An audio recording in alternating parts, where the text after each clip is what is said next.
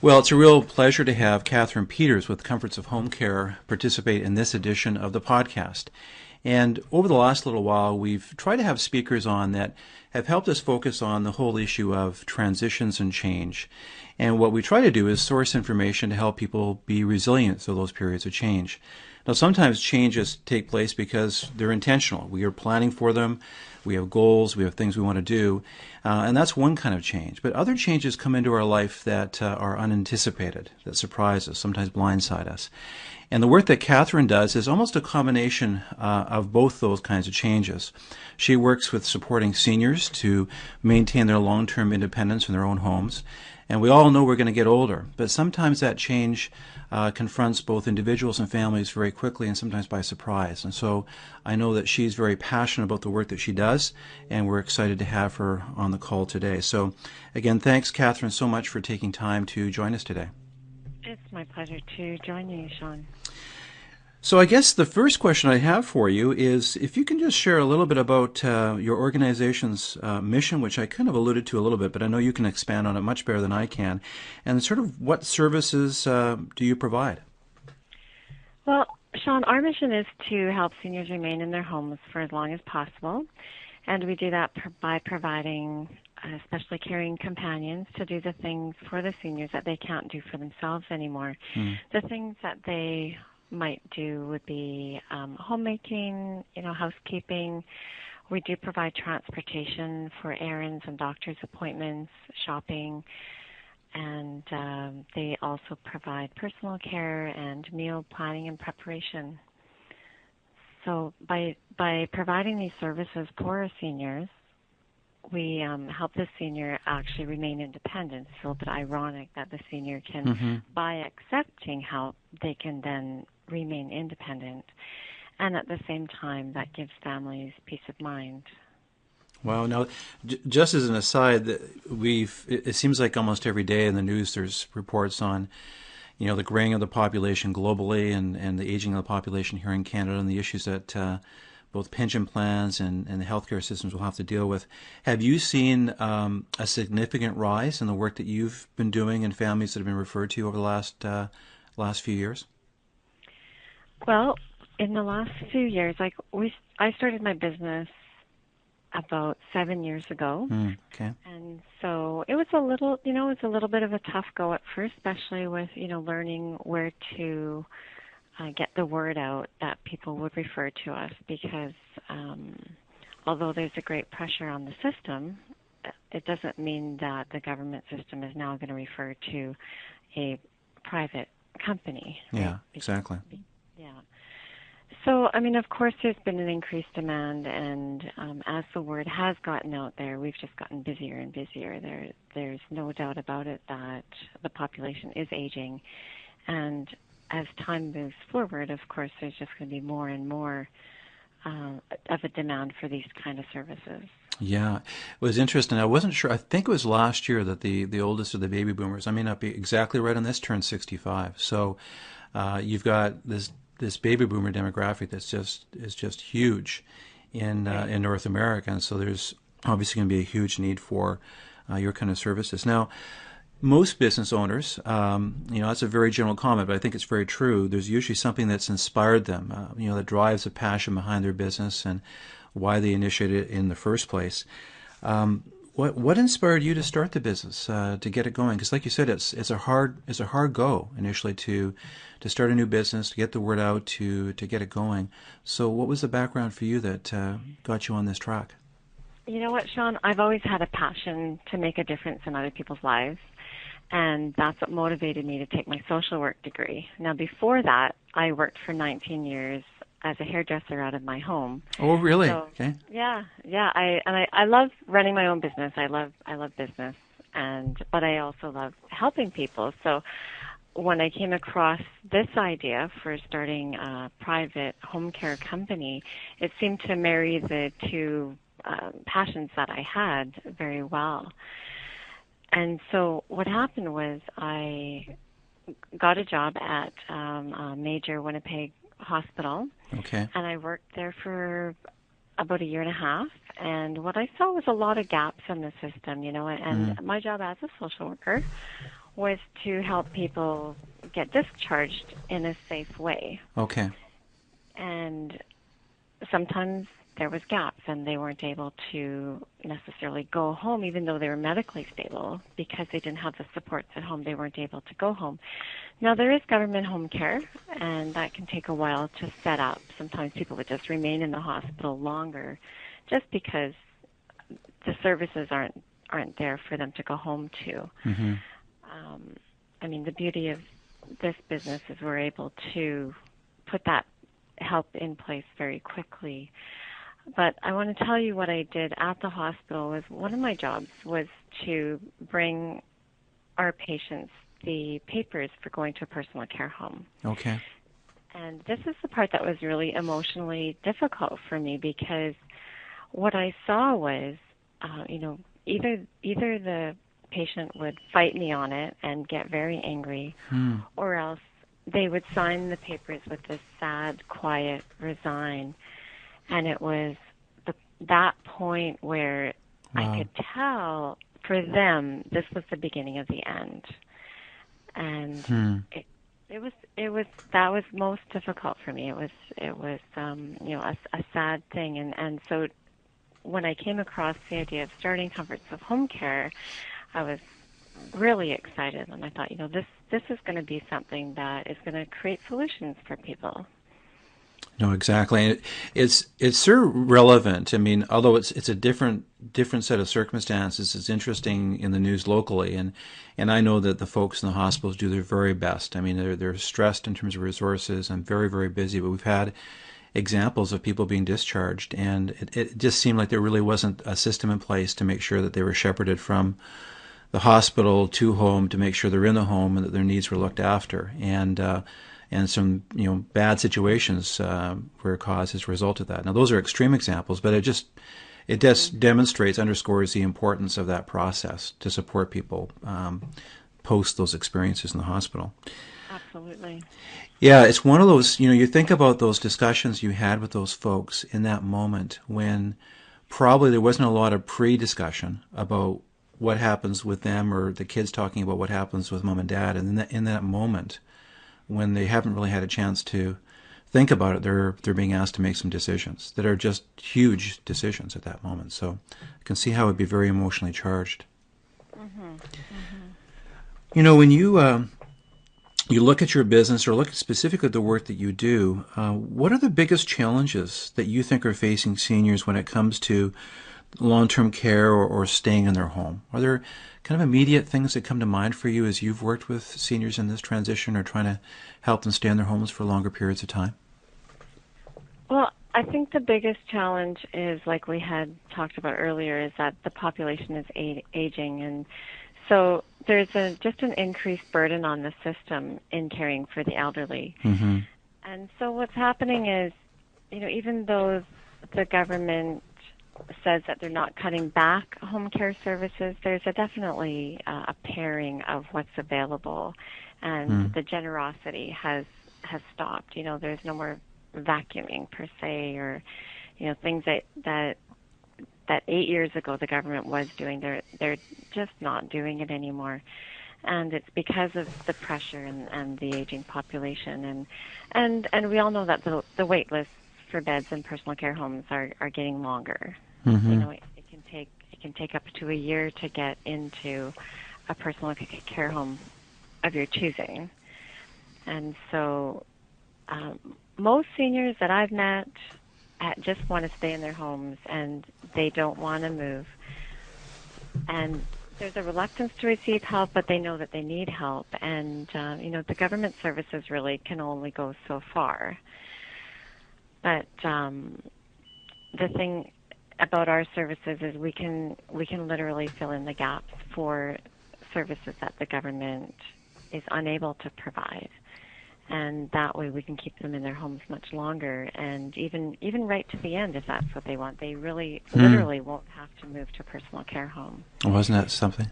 It's interesting. Now, again, I don't know the numbers. You probably know them much better than I do, but it seems to me that from even a cost standpoint, if both families but even governments were looking for ways of cost effectively making sure that the needs of the the elderly and the aging are looked after effectively, being at home longer and having supports in the home just seems to be, in my mind, it seems to be a more cost-effective route. Is that the case? Am I dreaming when I think about that, or is that in fact true? I mean, there's different ways of looking at it. Of course, it depends. 24-hour care, personal care, can be very expensive. Okay. For sure. Now, if you're looking at, I've done the analysis sort of on moving to an assisted living facility. Okay. An assisted living facility can cost you between $2,000 and $3,000 a month, and even more. Mm-hmm. And so now you don't have your mortgage, or most mortgages by the time you're 85 they're paid down already, but Mm-hmm. you don't have your house to look after. That's true, and you do have meals provided. Mm-hmm. But for that same $3,000 a month, you can get 3 to 4 to 5 hours of care, personalized care in your home every single day, which means you could actually stay in your home and you could have somebody come in and cook those meals for you and help you with any personal items that you need, and for the same cost. But for a lot of people, they would be much happier staying in their home, and now they're not isolated. They've got a friend who comes in, because literally the services that we provide are by caregivers who actually care. They're not just coming in and cleaning and treating the people roughly at all. I mean, it's all about the connection and the building of relationship. And that's really what the senior ends up looking forward to the most, is that relationship that they've built with their caregiver. Which is a huge part of resiliency and health, right? Having those relationships and connections. So when you look at your service as an example, there really is continuity in care. So when someone's placed or put into a home for that kind of senior needing those kinds of assistance, there is that continuity. There's not a change of person. One time it's one person, 1 week there's a different person. You really try to make sure there's continuity. We do really strive for that. There's circumstances, of course, that are beyond our control, but Sure. that is our aim, is to get a caregiver who matches that client. So whatever the needs of the client are, and make sure that they match. Culturally, our Okay. caregivers, they all speak really good English. That's one of the qualifications. They all drive cars, so they're of a certain caliber of a person. They're not just coming in and unable to relate to our clients. And if the client needs a good cook because they can't cook anymore, and diet is something that's critical, then we make sure that we give them someone who can cook. Yeah. Yeah. Well, it just seems to me if you can emotionally help a person stay in their home longer, it's where they raise their kids and have so many families and memories, and they have the environment they're in, the neighborhood. It just seems to be a better option in my mind. And obviously there's extenuating circumstances where it doesn't work for people, but I can see where there'd be a lot of benefits. Now, let's say that you have a family where they recognize that there's a need for supports for mom and dad and or mom, and they wanted to sort of explore your services. What does the experience look like? What typically happens for families or individuals that approach you to look at your services? Well, Sean, it's pretty simple, really. Usually the child of the adult parent, so the adult needing help, usually the adult child, will give us a call, and they ask whatever questions they want to ask. They get all kinds of information, and we also, in return, get information from them about their client, their parent, and then one of our client care coordinators goes out to meet the parent. Okay. And also the family. Usually we try to have a decision maker there in order to just keep everybody accountable. We don't like to meet seniors on their by themselves. Yeah, and then care can be set up very quickly easily within 48 hours, but sometimes quicker if it's necessary. Okay. So it can be a very quick process. If an issue comes up and the need supports, it can be like you said, within 48 hours, it can be care arranged. It can happen within 3 hours, right? I Wow. mean, Wow. in tight circumstances, Okay. if that's what people need, we have done it. It's not the best case scenario, because the more time we take to set that up, the better Sure. success rate we'll have, as far as being able to get the right person, and that person can end up staying for years with the same senior person. Well, maybe my next question kind of ties into what we just talked about, and that's really kind of advice for families. I know that often, and we've experienced this as a family, and I know that I've had clients over the years experience the same thing. That sometimes decisions have to be made very, very quickly, and families end up being surprised because of some deterioration in their parents' health or independence in terms of being able to look after themselves. So that we can try to minimize those kinds of surprises, do you have any advice for how families can be a little more proactive in their planning for the care of aging family members? Is there a little bit of advice that you can give based on your experience for families, knowing that Sure. this could be an issue? You just don't know when, maybe not for sure, but it could be. Absolutely. About this is a surprising number. About 33% of all Manitobans are family caregivers. Wow. Yeah, and that's grown from 25% just not too long ago. And the transition of caring for someone who once cared for you can be quite difficult, right? There's a role reversal, and it really is important to get all the information and help that you can. Yeah. And so, if you are a caregiver or you anticipate being one, it's really important to know what your options are and educate yourself on how to get through this part of the journey. And, that's what we hear over and over again, is people just don't have enough information when it is needed, and then they often have to end up learning the hard way. So, it can be very confusing and daunting and bureaucratic to find the right help in the system. We have a lot of many people who come to me and say, oh, they wish they would have heard of us sooner so that their parent could have stayed home longer. Yeah. But so we encourage people to, find out what their resources are. We do have a resource on our website Okay. for family caregivers, and that is our Family Learning Center. And so... And just for people listening to this podcast, we'll be sure to put in the show notes links to that information so that people can go to that, Katherine, so they can look at it directly. Sure, yeah. And so we've got online courses that are free. There's over 50 different segments of the courses that you can take. Okay. And many of them relate to people with dementia and how to care for someone with dementia, because when you start caring, when someone you love starts acting differently, it's really difficult to understand. And and when you have information and to say, oh, this is normal in this circumstance, then it becomes easier to deal with, and then you have more tools and you're able to deal with it better. Yeah. Yeah.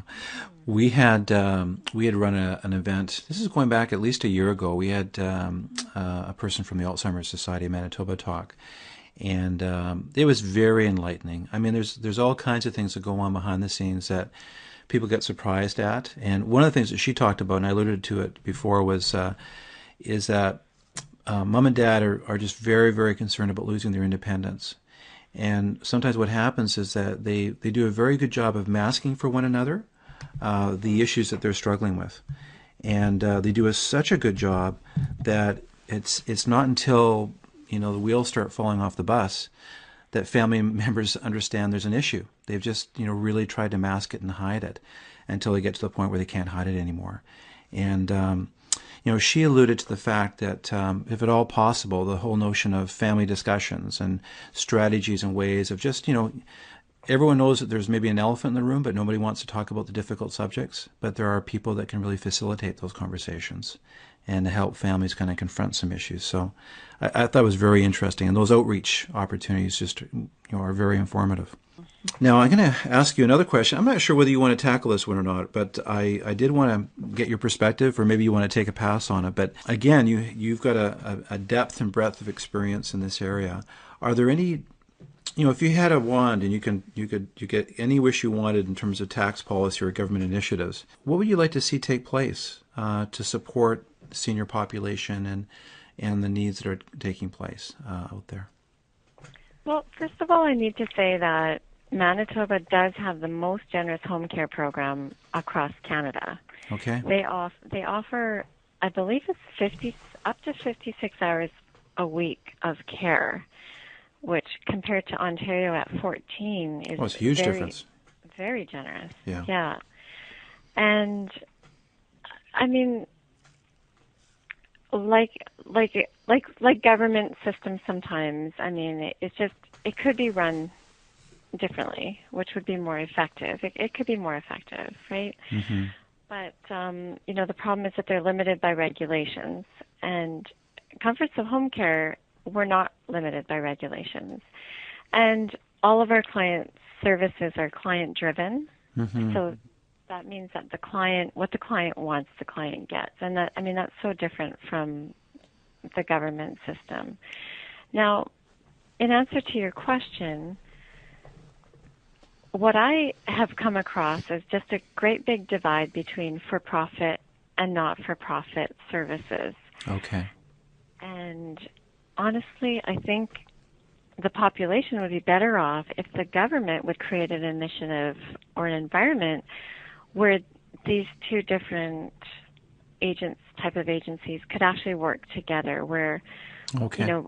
Where we would be referring to the not-for-profit for, the public services for people, and the public services could also freely let people know what's available to them as far as resources for them, and even if it means that they would have to now pay for the service. Yeah. Then the population would be, truly able to have at their fingertips all the information that they would need in order to make the decisions that they need to make in the transition that they're going through. Because like you said, it's just not easy. There's so many surprises along the way.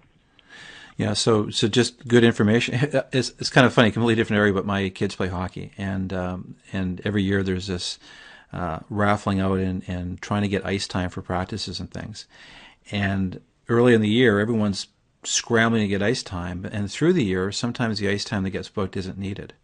And the city system is not very good at reallocating that ice time. So you go to the rinks and it's not being used. It's been booked by someone, but no one's using it. So over the years, there's been kind of this informal process through emails and websites to try to get this ice time reallocated, but it doesn't always work as well as it should.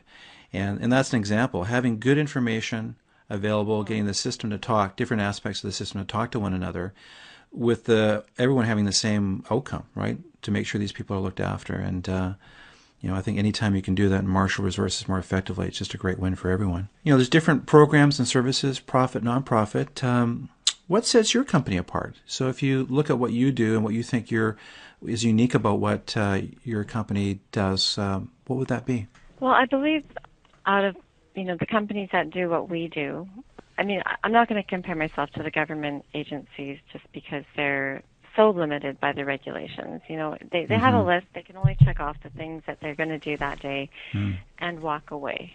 Yeah. And I could tell stories, but I'm not going to go there. But, even just as simple as, turning on the pot of coffee, they can't do that even if the client sits there and says, could you please make me a cup of coffee, right? It's not on their list. They can't do it. So wow. Just a small thing, but then there's other examples. But really what sets our company apart from the other companies is the caregivers that we hire and the quality of the people that we hire. I have a full-time HR manager, and that's all she does is make sure that we have really great staff.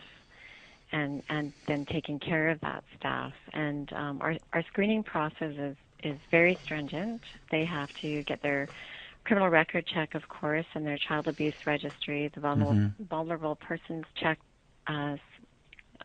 vulnerable persons sector has to be checked as clear. Okay. They have a 1-hour personality test that they need to take. It's online, and it screens out people who aren't serious about applying for us, and then they go through the interview, and there's reference checks, and even our orientation day, we're still screening these people. So if they present as one way in the interview, but then in a group they present in a different way, we just don't go ahead and hire them. We're constantly looking for people who are trustworthy, who are caring, and who are able to build a relationship with their clients.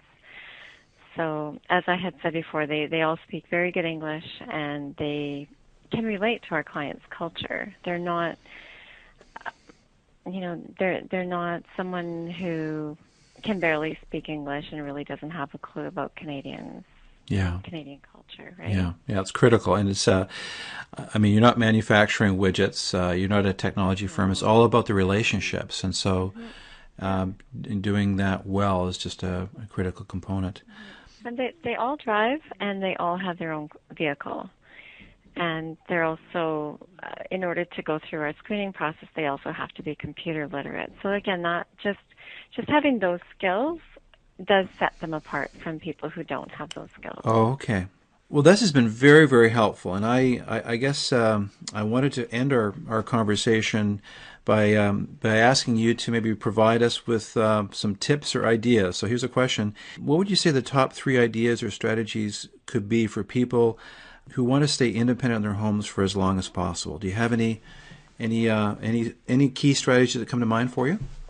Well, I'm going to use my mom as an example. She's 84 years old.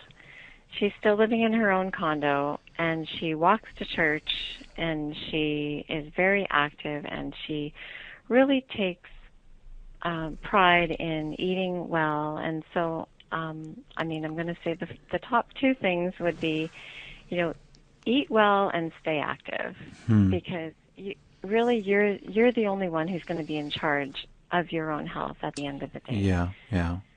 My mom, I don't know if you know this, Sean, but she was a victim of a brutal home invasion, and she was beaten to the point where she was unconscious for 4 days. Oh. And this happened when she was 77 years old, so not that long ago.